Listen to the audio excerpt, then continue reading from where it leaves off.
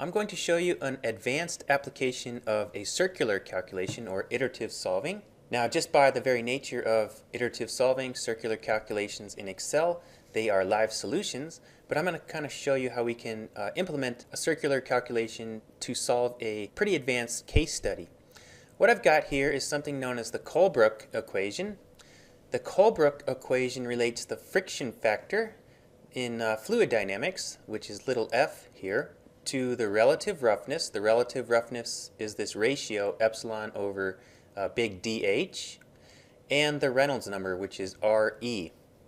This equation was specifically set up because it can be solved nicely using iterative solving. And back in the day, several decades ago, when computational power wasn't as advanced as it is now, engineers would use this equation to solve for the friction factor. It was basically just a correlation set up that is nice for iterative solving. And the Colebrook equation can be used to set up these diagrams known as Moody diagrams or Moody plots. The math that I'm going to show you today can be used to create these Moody diagrams, which are used by a lot of engineers and plumbers and other people who are studying fluid dynamics. So the Colebrook equation is set up so it can be solved using circular calculations. 1 over root f.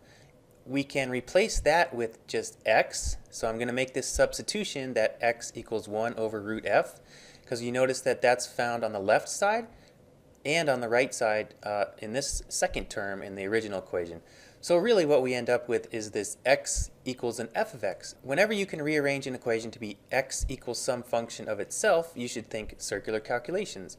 And that's exactly what the Colebrook equation was set up to do. Relative roughness is typically between 1 times 10 to the negative fifth and 1 times 10 to the negative 2. The Reynolds number is typically between 10,000 and 10 million. At least that's what I'm going to assume in this analysis. And the friction factor is generally between 0.008 and about 0.1. So I've set up my spreadsheet here. I'm going to have a guess. So we're going to guess x. Now remember, x is equal to 1 over the square root of f. So if I use a guess of f of about 0.01, then my initial x is going to be equal to 1 divided by the square root of 0.01. So I'm just making an initial guess. Now the function of x, I'm just going to plug in this second equation. So I've plugged in this equation here in terms of my guess, which is x, and the known relative roughness, which again, relative roughness is epsilon over big D sub h, and the Reynolds number. So I've got this equation. And right now, x does not equal f of x. So we set up iterative solving to do that. Then I start the dog chasing its tail, and I say x equals the output. So the new input is equal to the output, but they're all linked, and so you end up with this big circular calculation. And I've already enabled circular calculations in the File, Options, Formulas menu. And we converge on a solution. So this is x. This is not f. So I'm going to use this equation over here to get back out my f. So f is equal to 1 divided by x squared. And when we do that, we get a friction factor of about 0.02. So that means at a relative roughness of 0.001 and a Reynolds number of 1 million, the friction factor is about 0.02. Now, this is a live solution. If I change the Reynolds number here to 1E7, then this automatically updates. It changed a little bit, so let me go down to something like 1E4. So it changes the friction factor to 0.03.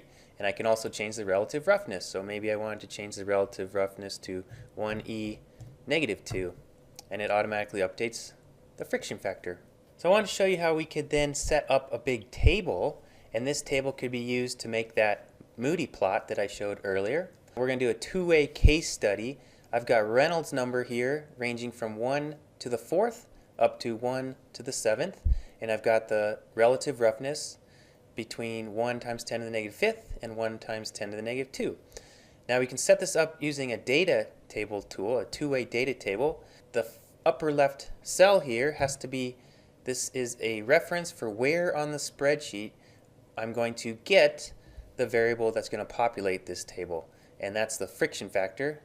So that's equal to cell B5. So I just kind of put a pointer formula in there. and then I'm going to highlight this entire region, and I'm going to go into Data, What If Analysis, and Data Table tool. And this has a row input vector. That's the Reynolds number is the row input vector. The Reynolds number goes into something known as the row input cell, so that's cell B8. The column, we have a column input vector here, which is the relative roughness. The relative roughness goes into cell B7 of our case study that we've set up. Now when I press OK, it's going to go through, for each combination of Reynolds number and relative roughness, it's going to go through a bunch of rounds of iterative solving to calculate the friction factor, and it's going to put the corresponding friction factor in the corresponding cell. So let's go ahead and I click OK, and boom, it goes through that very quickly and calculates the friction factors at those different conditions. So this, even though this is not Visual Basic per se, it's an advanced implementation of Excel using circular calculations, and I think many of you will find this quite interesting. Whenever you can set up your equation that you're trying to solve in terms of x equals f of x, then you should think circular calculations. Thanks for watching.